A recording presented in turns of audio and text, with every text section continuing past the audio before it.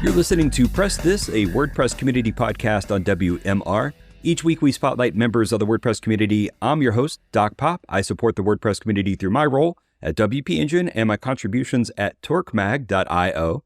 You can subscribe to PressThis on Red Circle, iTunes, Spotify, or your favorite podcasting app. You can also download episodes directly from WMR.fm. Now, each month on PressThis, we do this thing called Word Around the Campfire, where we grab some marshmallows, chocolate, graham crackers, light a campfire, and we get around and we talk about this month's news. And there's a lot of news to talk about this month. I'll just go ahead and let you know, we're going to start talking about events in WordCamp US. We're also going to cover MySQL. We're going to talk about what's coming in WordPress 6.4. We've got a lot of other stuff to cover in here, so stay tuned. But to help me out with this episode, I've got two special guests joining us. I've got Mike Davey, a senior editor from Delicious Brains. Howdy, Mike. Hi, Doc. And Damon Cook, a developer advocate at WP Engine. Damon, thanks for joining us. Hi, Doc. Glad to be here. All right. And let's kick this off with talking about WordCamp US, which, gosh, I think just wrapped up 2 weeks ago as we're recording. And there was 2,000 attendees gathered at the Gaylord National Resort and Convention Center just outside of DC. This was the largest WordCamp US ever. Damon, did you have any highlights from this year's WordCamp that you wanted to bring up? I think the common takeaway for me was the hallway track of just, interacting with folks, getting to meet face to face. It had been a long time for myself, and that was actually the first flagship WordCamp US event I'd been to, besides small local ones. And it was a great experience. It was really great to meet a lot of the community and get some FaceTime. And yeah. You know, what you're bringing up, I think, was kind of what made this unique. Last year, WordCamp US was capped at 650 attendees. And this year, they didn't have a cap. We had around 2,000 attendees. So it was kind of back to pre-pandemic levels. And I actually appreciated last year as kind of a way to ramp back up to being social and doing these things again. One of the things that I noticed that had changed just even between this year and last year was just social media, like where people were communicating and how they were organizing. And I did a series of interviews with people at WordCamp US. I asked them all sorts of questions, but the one question I asked everybody was about, like, are you still using Twitter, or have you found something else? And there's a lot of strong opinions about it, and there is no consensus on what's happening. But I think the one thing that I heard from a lot of people was this event felt large and kind of back to normal.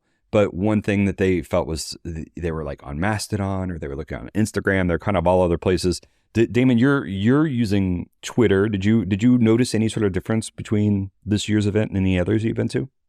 Yeah, that's interesting. Yeah, I think there's still a bit of community on Twitter, X. I have not tried Mastodon myself, so I'm missing out on probably a large part of the community in that aspect. So I can't really speak to that, but yeah, I can see how there's definitely a complexity and diversity in the social media realms these days. Yeah, that's interesting. One of the other things that I was kind of looking for themes this year, and if we were talking about our predictions for WordCamp US in January, I think we would all be talking about AI. Is AI going to have fizzled out, or is it going to be all everyone can talk about? And when I went to WordCamp US, what I noticed was it was neither of the two. AI is so common that it's mundane. Everybody had a new AI product, but I don't think anybody was like trying to make it their differentiator, because everybody else also had, some sort of AI onboarding or AI to help you write emails or to write your metadata. They all kind of had it in just a very mundane way, like not like it's changing everything, although it has changed.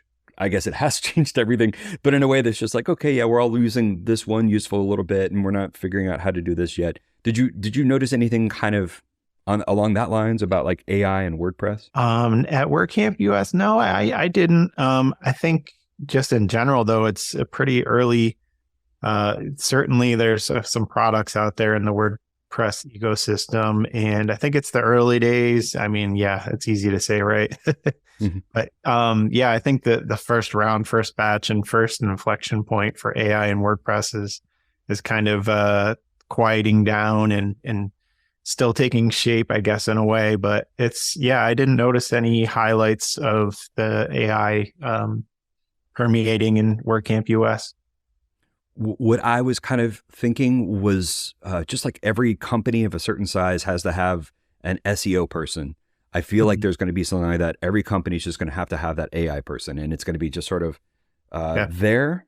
And we're still maybe figuring out how it's going to revolutionize everything. And SEO is very important, but like in the same way, I think we haven't quite upended an industry yet, but it's getting integrated in almost kind of I'm not saying SEO is mundane, but like I think y'all know what I'm saying. Where it's just like, yeah, we have an AI guy, and they're doing this thing or they're doing that, and we're on top of it. It's sort of what I got this year. Yeah, the use cases should be interesting. Mm-hmm. Yeah, and next year, we might see a much different situation at WordCamp US. Let's talk about some of the other upcoming WordPress-related events. WordPress Accessibility Day is coming up. That's also hashtag WPA11YDAY, which makes no sense when I say it, but it's sort of like WordPress Ally Day. A11Y is sort of Twitter slang for ally. And this is going to be a free virtual 24-hour conference on WordPress accessibility. And Mike, you were just saying before the show that you signed up for this event, right? Yeah, I did. It's actually something I'm personally fairly interested in, but I've only become interested in it to my shame in the last couple of years. Mm-hmm. But one of the presentations I'm really looking forward to is Ali Nimmons is giving a presentation on accessibility beyond blindness. And just the abstract notes that when we speak of web accessibility, our minds can immediately go to optimizing for the visually impaired. And that's actually just something that I've been thinking over for the last couple of weeks, that's how I usually think of accessibility as well. And I think that's probably a trap, and I need to get beyond that. So I'm really looking forward to that. And I mean, there's just probably a lot of practical value in seminars like, is my WordPress site accessible? How to perform accessibility and usability tests. Because a lot of us just don't know how to test for it. So I'm looking forward to that one as well. And the nice thing about this conference is, of course, that it is both free and online. So when I was first hearing about WordPress Accessibility Day, I thought this was like a contributor day type event. But as far as I see, it's actually more of like a kind of a WordCamp, an online WordCamp about accessibility, right? Yeah, exactly. Well, cool. I'm excited about that. And the next event that was going to be coming up was WordCamp Rochester, which, Mike, you were saying that you had hoped to go to before, right? No, I was hoping to go to WordCamp Niagara Falls. Niagara, yes. And okay, and I think this kind of brings us to, WordCamp Rochester, Damon's going to be going to, but WordCamp Niagara Falls in Canada was one of the events that recently announced or quietly announced that it got canceled. Along with WordCamp Omaha. So these are two events that are coming up soon or were coming up soon. And I think this is just kind of an interesting thing. I don't know if I have any theories as to what's happening, but it does seem like some of the smaller events are having a hard time getting going this year. Damon, you were planning on going. You were going to speak at WordCamp Omaha. Can you tell us about what you know about what happened to that event? Yeah, I think it is. Some of the local WordCamps are having a hard time starting back up post-COVID. Having organized a WordCamp pre-COVID back in the day, it is a large effort and takes a team to organize. And there's a lot of moving pieces, sponsors, attendees, speakers, filling all those populations is pretty hard to do. And so I think that's kind of what has been the case for Omaha. I know that there were several speakers already on the bill, and I'm not sure if the organizers had a difficulty getting enough attendees or a full roster of speakers, but it's unfortunate that they had canceled. But I think WordCamp Atlanta is happening that same weekend. So that should be another one to keep eyes on. Since you were planning on going to Omaha, are you going to pivot and go to Atlanta instead? I did submit a speaker application for Atlanta, but I think I had missed the deadline, so I would not be surprised if I don't even hear back. But I also, another one that's coming up is I had reach out to me was WordCamp Montreal. And I don't know that it's on WordCamp Central yet as an announcement, but they were looking for some preliminary reach out for speakers. So I did submit a talk for them. WordCamps are slowly popping up. But again, I think it's hard to get all the ducks in a row and get all the interest and everything going again. So we'll see what happens. WordCamp Montreal is going to be online November 8th. Yep. Okay. It is great. At least according to this current update, and that could change. And just as a reminder to anyone listening, you can find these events on central.wordcamp.org. If it's something kind of unique like WordPress Accessibility Day, you're probably just going to want to use Google for that, but you can go to wpaccessibility.day for WordPress Accessibility Day. And so there are lots of events happening. We're not trying to say they're all getting canceled, but it does seem like organizers are having a hard time figuring out between the large events like the continental events like WordCamp Asia and Europe and US and some of the others. It seems like we're having a hard time getting back just to our roots of like small meetups. Even in San Francisco, we haven't had, or in the Bay Area, like Oakland used to have WordPress meetups once a month.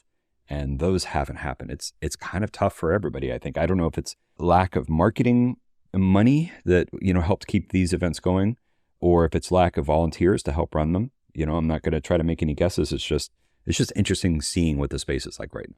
Well, we are going to take a quick break, and when we come back, we're going to pick up our Word Around the Campfire with Damon and Mike. We're going to talk about MySQL. We're going to talk about what's coming in WordPress 6.4 and a new advanced custom fields survey that just got finished. So stay tuned for more after this short break. Time to plug into a commercial break. Stay tuned for more Press This in just a moment. Welcome back to Press This, our Word Around the Campfire edition, where we catch up with our friends Damon Cook and Mike Davey.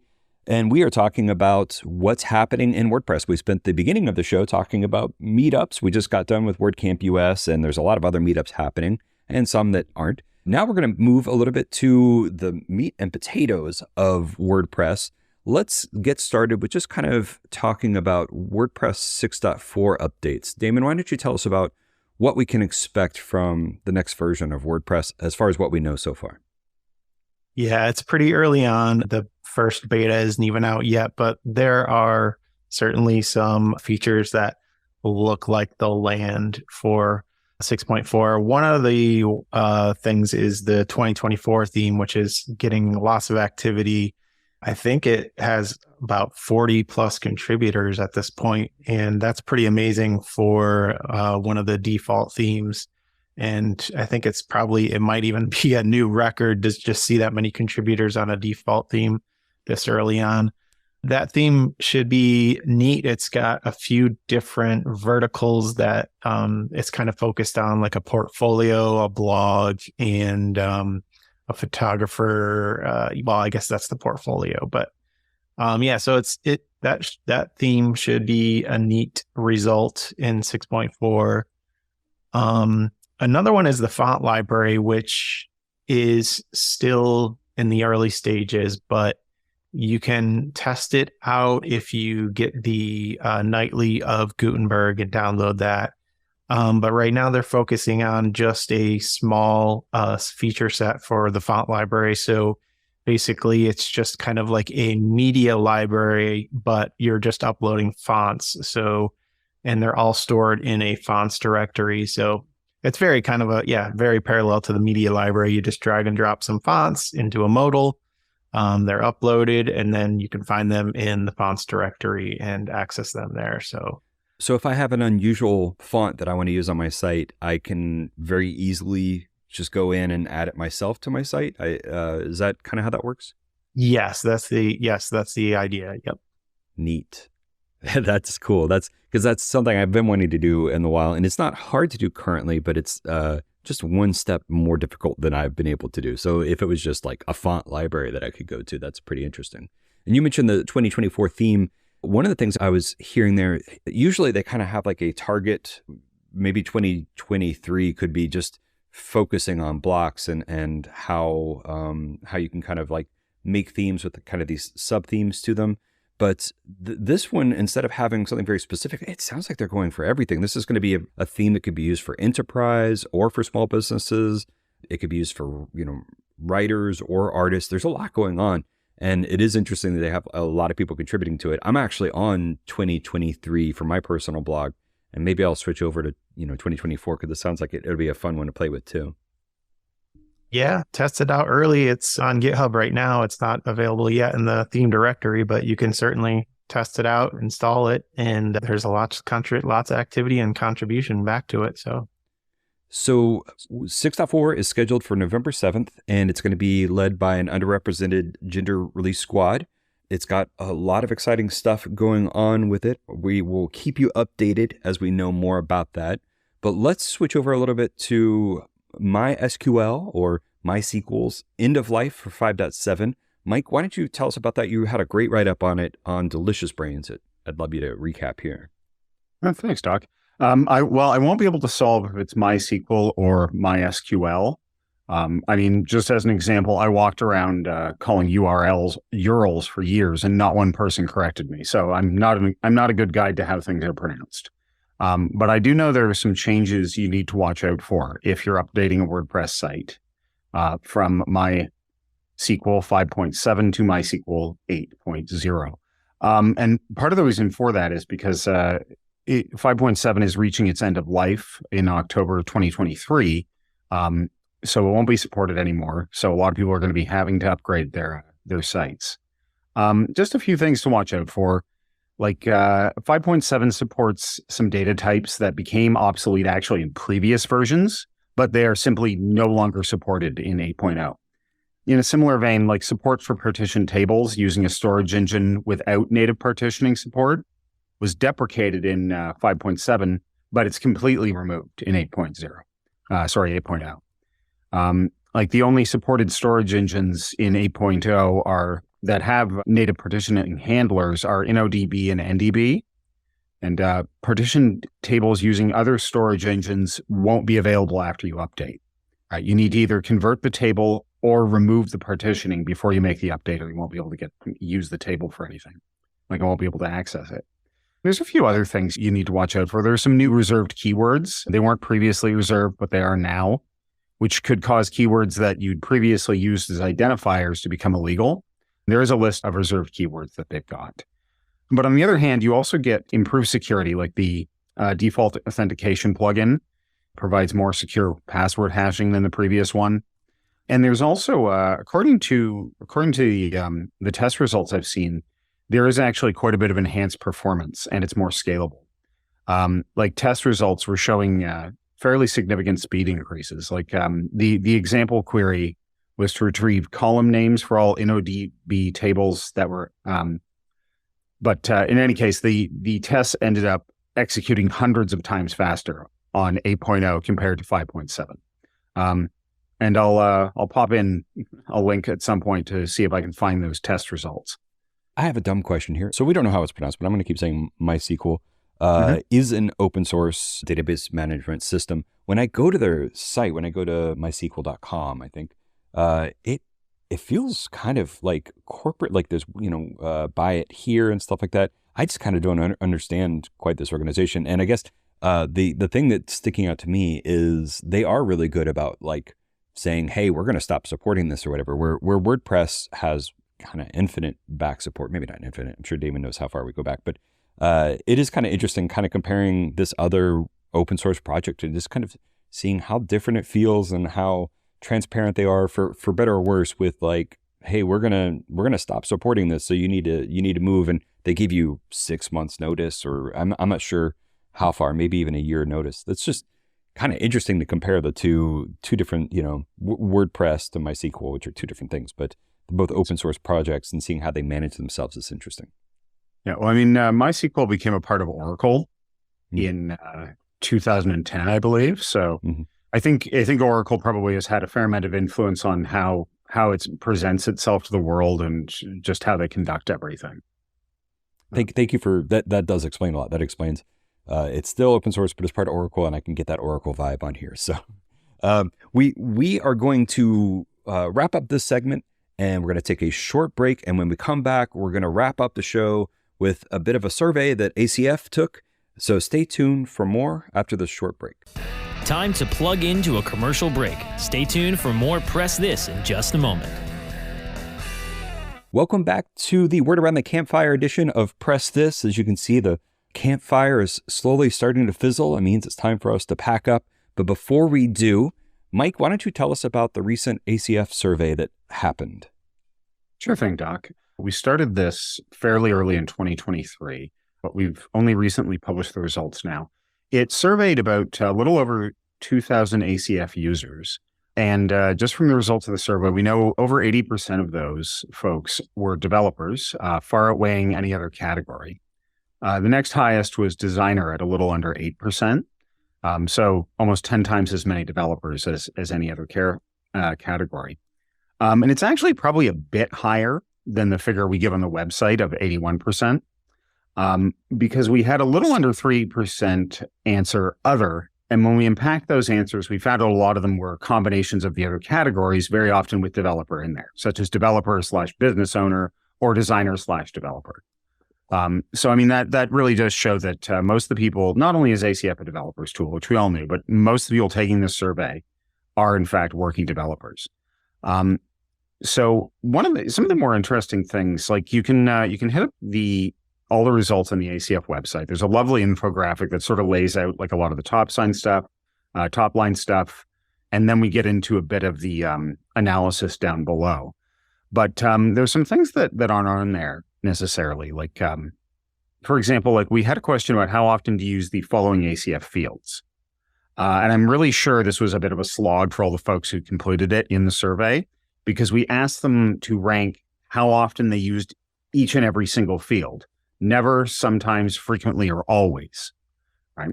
And the results on the site, on the ACF site, only show the rankings of the always column.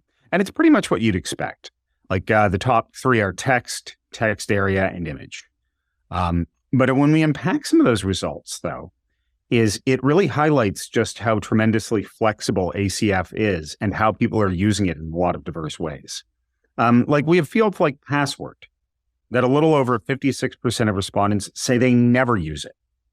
And about 5.5% who use it on every build. Or like, for example, embed is another one. Like I think 36% or so people never use it. And yet 8.9% of people always use it. Like those percentages are pretty far apart, but there's a lot of other fields with closer spreads. Like we've got the gallery field, 22.5 people never use it. 15% always use it. Tab fields, 16.9% never. 25.16 always. When we look at that sometimes column, remember it's never, sometimes, frequently, and always. So sometimes is only the second one. You sometimes use it. The only fields that scored less than 10% of the respondents saying they sometimes use it are ones with absolutely enormous numbers in the always column.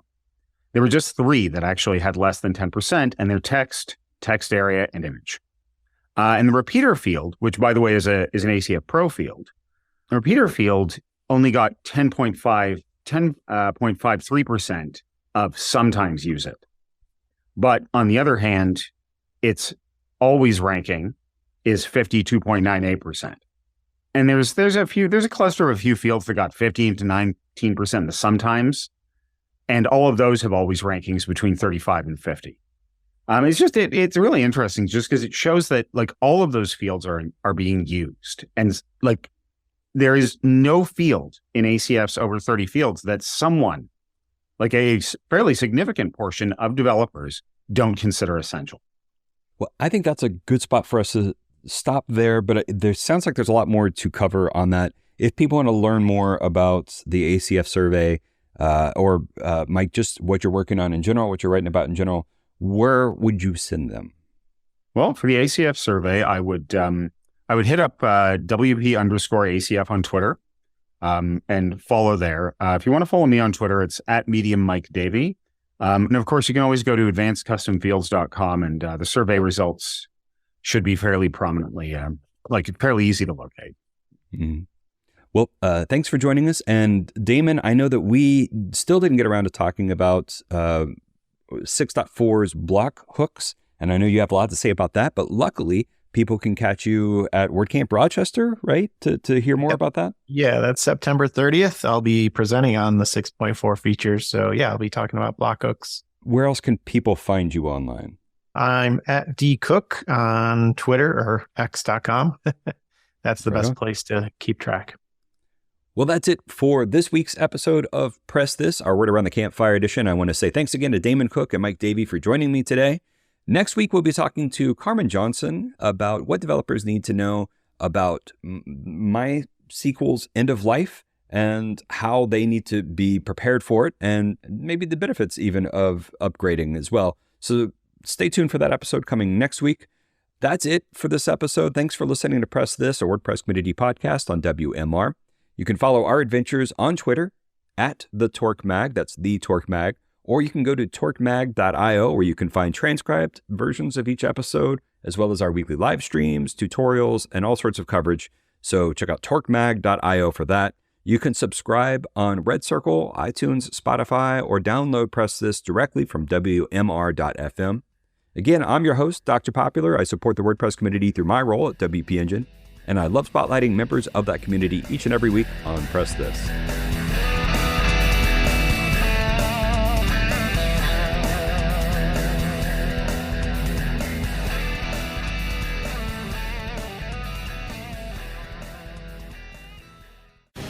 The opinions expressed on this program are those of the guests and hosts and do not necessarily reflect those of WebmasterRadio.fm's management or sponsors. Any rebroadcast or redistribution without authorized consent of WebmasterRadio.fm is prohibited.